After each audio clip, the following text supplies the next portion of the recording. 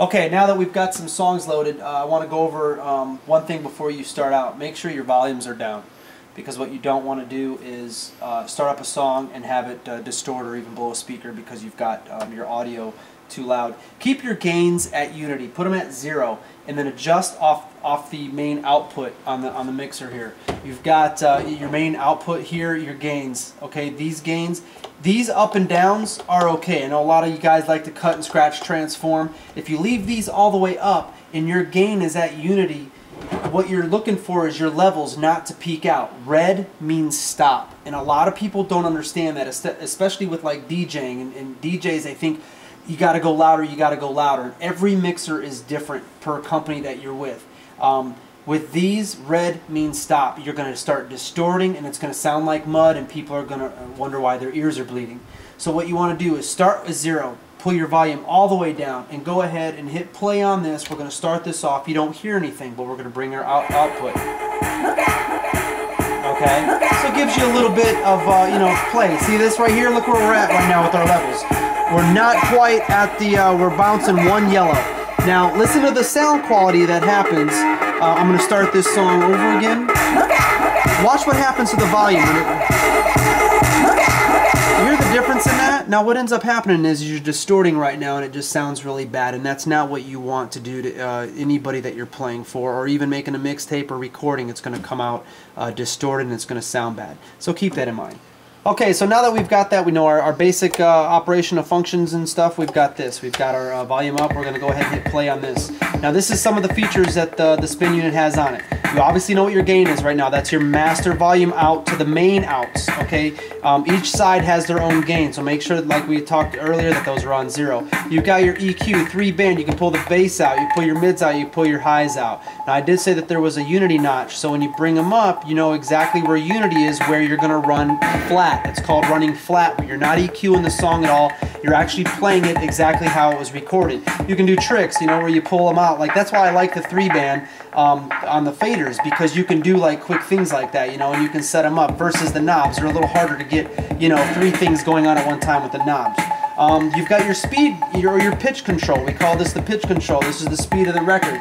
You can speed it up, you can slow it down.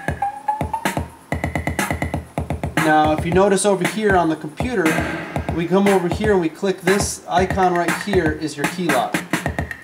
As soon as you hit that key lock, you speed up, keeps it in the same key of what the song is.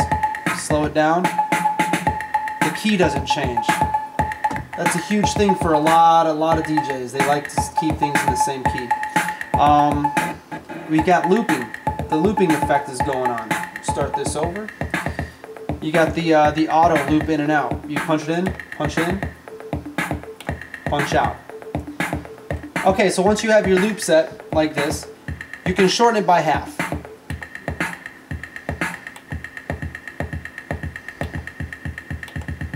Turn it off. It's a cool little effect in your loops, and we'll get into the effects in a little bit.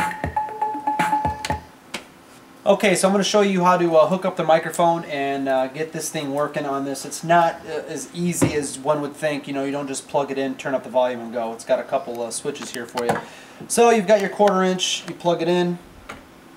You got to make sure that you've got a button over here that says microphone on. Make sure the microphone button is on. This will come up.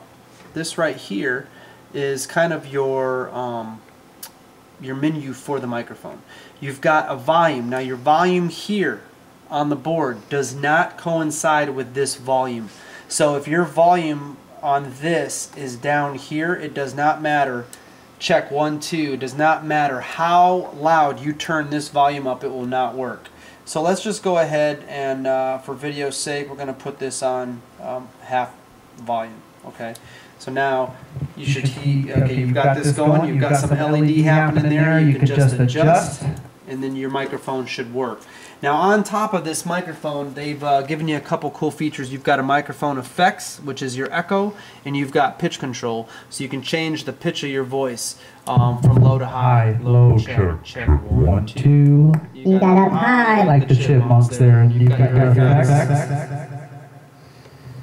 which kind of makes it kind of cool, you know, give you a little something extra in some of the mixtapes or even in the club setting that you're using this mixer for. Okay, so we've got the basic setup done. You know how to play music, you know what all the controls on this do, you know how to load your songs from this. There are some other things that are a little more in depth that you can you know, mess around with, and we'll get into in different segments of later on in the video, in different videos. The headphone jack is very basic. You plug this in, you turn it up, you assign what side you want to listen to in the headphones. If you want the right side, obviously the right side. If you want both, you can actually listen to both simultaneously in the headphones while you mix to give you, you know, beat matching. If you don't have a monitor where you're at, you can use that as your monitor. You can run both of them at once. So with that said, you're all ready to go. Happy DJing.